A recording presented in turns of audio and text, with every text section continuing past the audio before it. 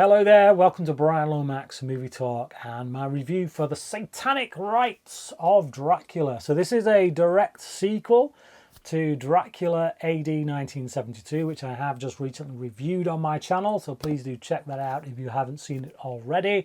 But yeah, this is widely regarded in most circles as the worst film in this series of movies. That is the vampire / Dracula movies featuring either Christopher Lee or Peter Cushing or both. This is one of the ones that features both, of which there were three. So the original Dracula, then obviously Dracula AD 1972, and then finally this one. Now, if you check on Letterboxd, there are 9 movies in this series, possibly 8, depending on what you think of Legend of the Seven Golden Vampires. But of the 9 movies, if you look at the scores that have been given to them on Letterboxd, this film is at the bottom. So as I say, you know, in most circles, it is considered to be the worst of the bunch.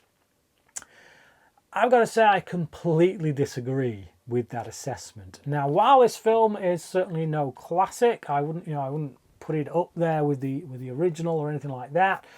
I think this film has been unfairly maligned, and I reckon a lot of that has much to do with Christopher Lee's own takes on the films as a whole, and particularly this one. By this point, you know, he was kind of losing the will by the time he got to AD 1972, and then with this one he pretty much out and out savaged it any opportunity he got. He was not a fan. He was literally here for the paycheck by this point. He didn't want to be a part of it, and he swore straight after it that he was never going to make another one, and he was true to his word. I think because of that, maybe a lot of people have taken those criticisms on board and run with them, and I think it's a shame, because I think those criticisms are mostly unwarranted.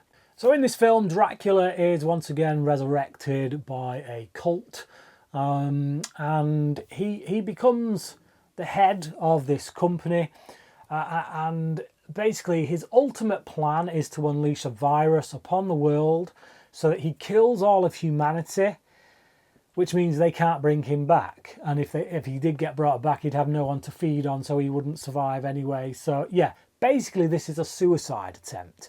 He wants to make sure that he dies and he stays dead for good. He's sick of being brought back. Enough's enough. That's it. But because obviously this is Dracula, he is evil. He's the embodiment of evil. He figures, you know what?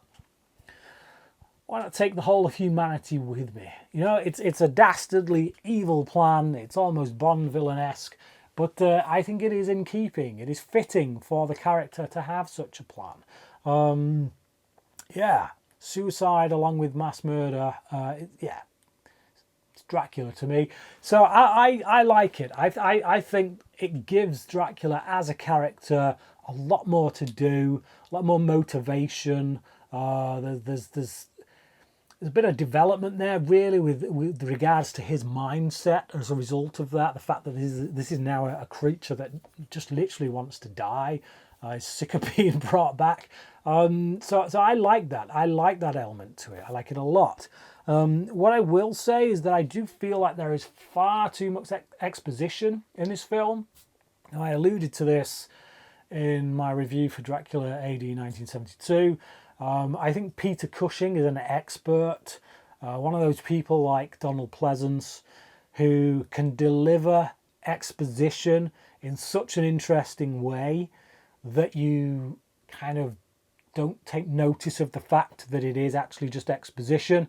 But yeah, there are many scenes in this film where Peter Cushing is literally just talking with other guys in rooms, and it's just quite expository. But like I say, Peter Cushing, so it kind of goes a bit more under the radar. Something else that I don't quite like about this film is that the character played by Stephanie Beacham in Dracula AD 1972 is recast with Joanna Lumley. Now, My criticism isn't of Joanna Lumley. I think she does a really good job in the role. I'd be quite happy if she'd have played the character in both films.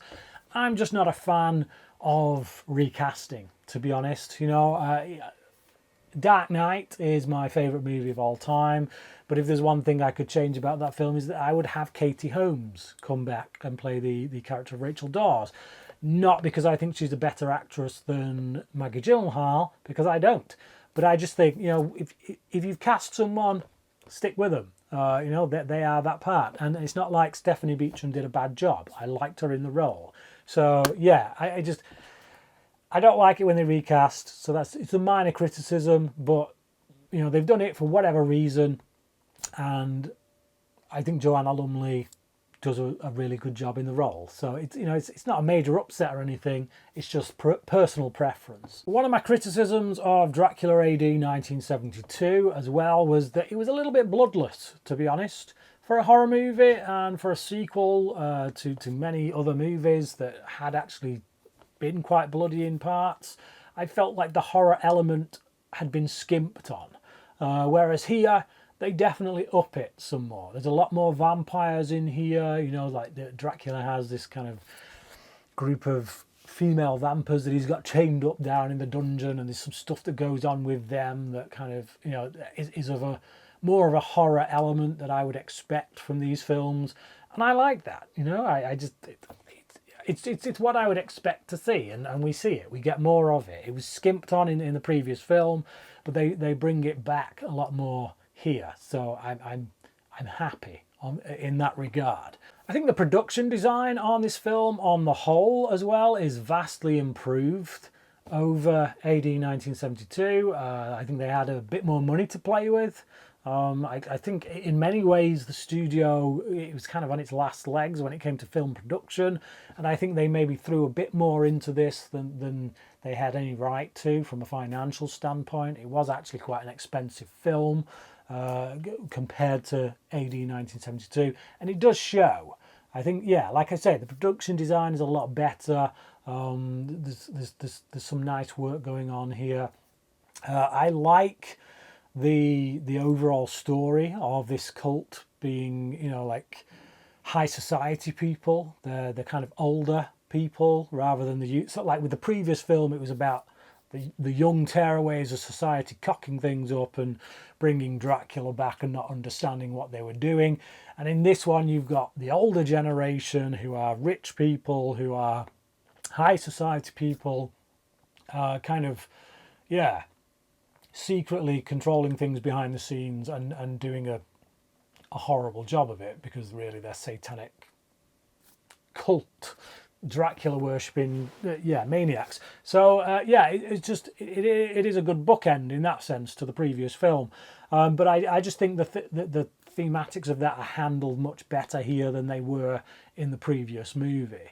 Michael Coles returns as well as the detective that he played in AD 1972, and I think one of the biggest strengths of this film is that they fix my main gripe with AD 1972, which was that in the final act his character was pretty much jettisoned. It's just like they'd kind of felt like, we're done with him. He's served his purpose.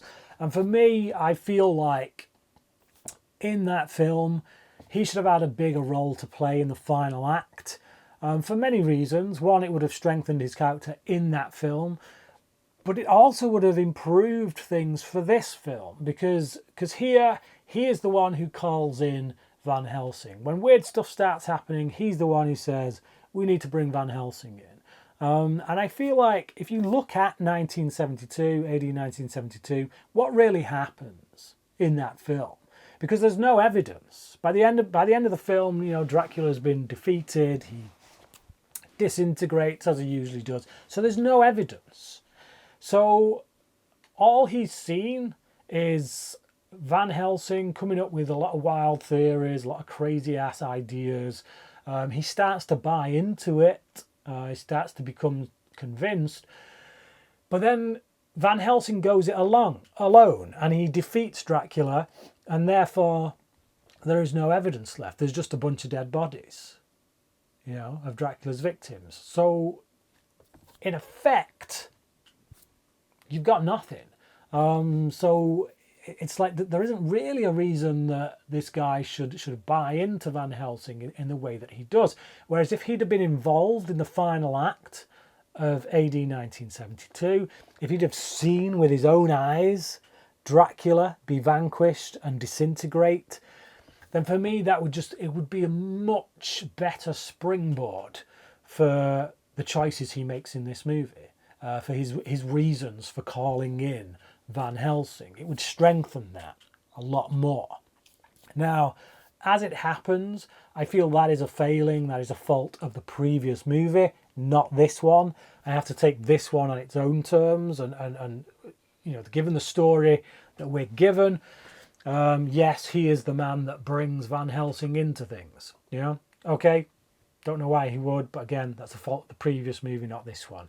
As it happens, he brings Van Helsing in, and from then on, I feel like this is really a team effort between him, Van Helsing, and this other detective that is working on the case.